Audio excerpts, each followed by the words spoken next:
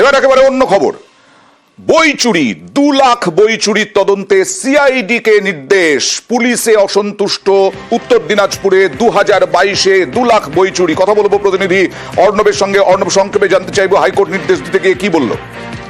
দেখো, উত্তর দিনাজপুরে 1,58,000 বই যা চুরি হয়েছে, 2 জন অস্থায়ী কর্মচারীর পক্ষে তা করা সম্ভব নয়।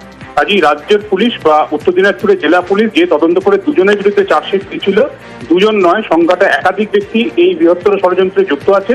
তাই পুলিশই তদন্তে ফাঁকফোকর রয়েছে। সিআইডি কে তদন্তের নির্দেশ এবং 12 সপ্তাহের মধ্যে তদন্তের একটা উল্লেখযোগ্য পরিণতিতে আসার জন্য তার রিপোর্ট পেশ করার জন্য নিম্ন আদালতে সেটাও নির্দেশ দেওয়া আছে প্রধান বিচারপতি ডিভিশন বেঞ্চের তরফে, যাতে এই সরকারি বইয়ের আদতে 1,58,000 বই কোথায় বিক্রি হলো, কিভাবে বিক্রি হলো, 3 কোটি টাকা বই কোথায় গেল, পুরোটা খুঁজে বার করা যায়। বেশ।